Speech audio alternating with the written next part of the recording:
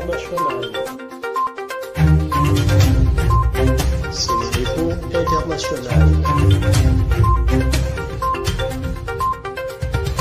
abonné leen ci suñu chaîne YouTube ngir jot saa su nekk ay xibaar yu wér te wóor aju ci réew mi ak ci bitim réew. SeneInfo.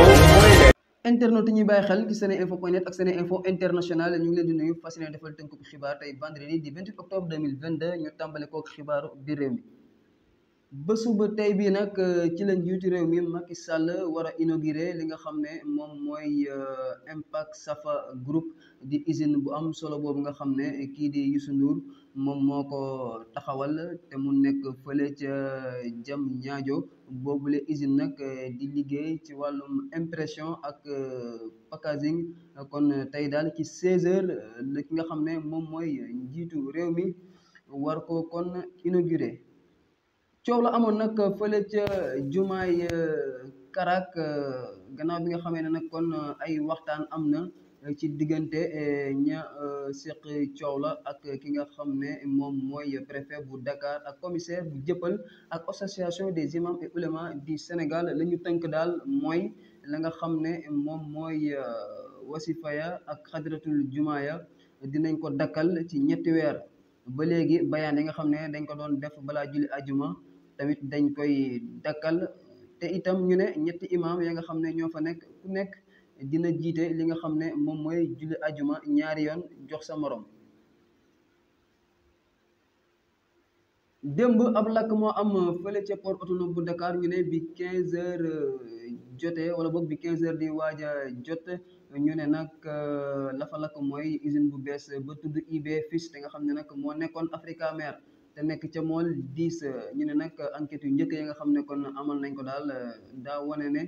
lakk bi kon dañoo njortu ne ab court-circuit boo xam ne mu ngi amee ci compteur Senelec ba fa ne am na nag ay yàqu-yàqu yu bëri yoo xam ne kon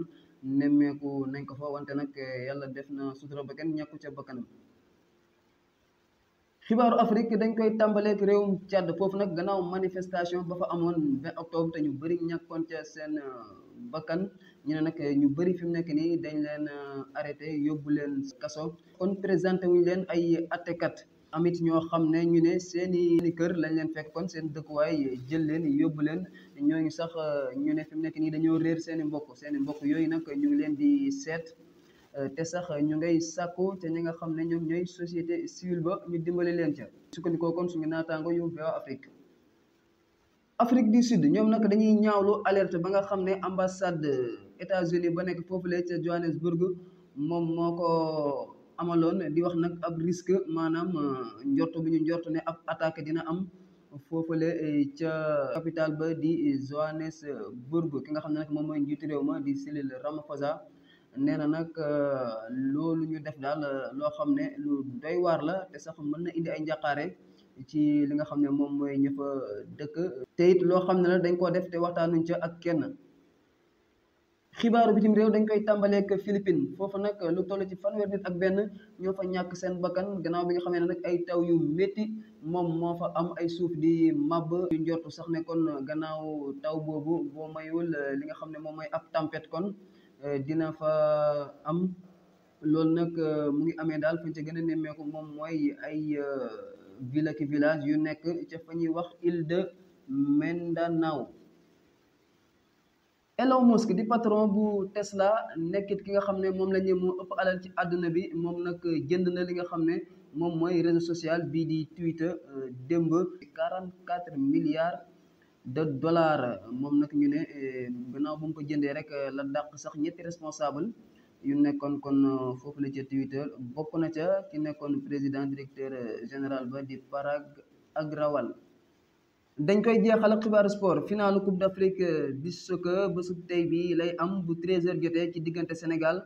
ak Égypte moom nga xam ne sax Sénégal dooroon na ko ci li nga xam ne moom mooy phase de poule yi Sénégal nag bu dee gagné na day nekk ñeent yoon yu tegaloo muy jël li nga xam ne moom mooy Coupe d'Afrique bu beach soccer ki nga xam ne moom mooy Égypte nag bii mooy yoon bu njëkk muy qualifié lii di final.